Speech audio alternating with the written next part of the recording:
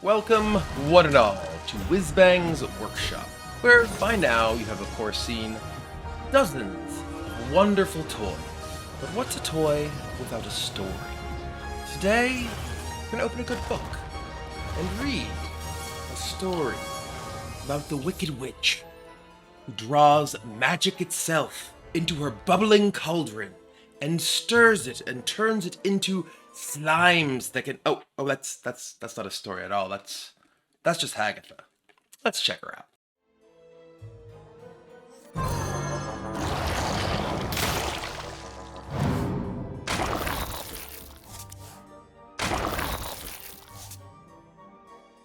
So here we have Hagatha the Fabled. A 5-cost 4/4 with battle cry. Draw 2 cards that cost 5 or more. Transform them to slimes that cast the spells. Now, of course, Hagatha, we all know her from the Witchwood, and here she is in Whizbang's workshop mixing up some dangerous magics. So the way this works, you play Hagatha, you draw 2 of your spells, and it turns them into slimes that have the stats and cost of the original spell. For instance, a 5-cost spell became a 5-cost 5/5 that, with a battle cry, casts the spell. It basically works just like a giant school teacher, but unlike a school teacher, it's not giving you a Naga that casts a tiny spell. It's giving you a slime that casts a gigantic spell. Obviously, if you're playing a deck that is looking to play lots of big spells and Hagatha to take advantage of them, you need a beginning to the story. You need yourself, perhaps, a pop-up book. It's the same book and nothing's going to pop up, but there's a spell that will. A 1-cost spell that deals 2 damage, summons 2 0/1 frogs with taunt. And now, of course, we've seen many 0/1 frogs in the purview of Shaman with the Hex spell, and of course the Staff of 9 frogs, which perhaps could fit very well into a deck with these frogs as well. Sadly, the frogs don't work together very well, but this spell is a very powerful way to buy yourself time in the early game. Not only being able to kill small minions, but also give you a couple of reasonable blockers against your opponent's aggressive minions. But if things get too hairy, there's too many minions on the board, you're not having quite enough time to get to the later acts of your story, well, you can always blow everything up.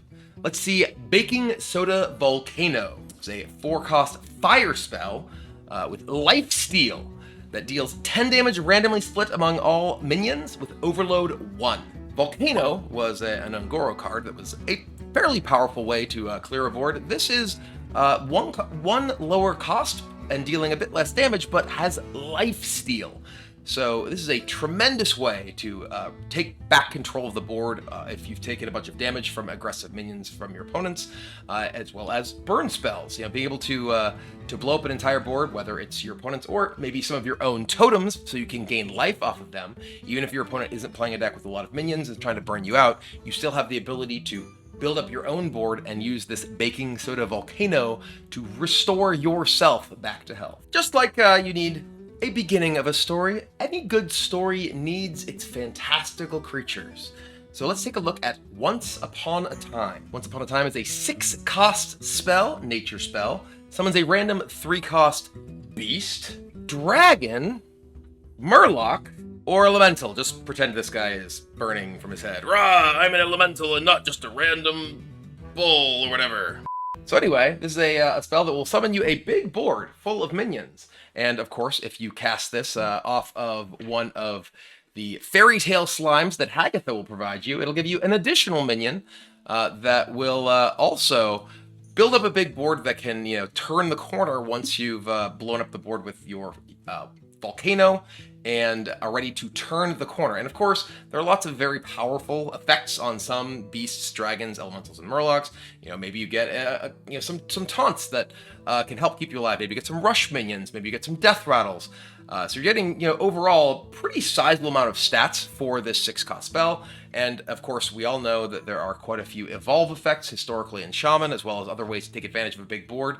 Bloodlust may be got from the core set, but Thrall's Gift is not. So playing Thrall's Gift in a deck like this to give yourself the utility of being able to have a Lightning Bolt or Hex when you want it, or if Once Upon a Time manages to stick, you can destroy your opponent with lions, tigers, and bears. I guess it's beasts, dragons, elementals, and murlocs.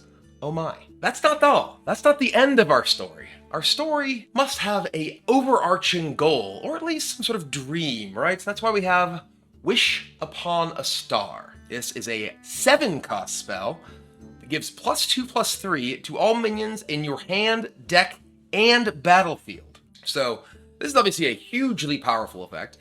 Probably not a card you're going to play in a deck that has evolve effects, because you don't want to get rid of the evolves that are on your minions that you buffed in your battlefield as well as in your hand, or evolve with the Azurite Murloc in your deck.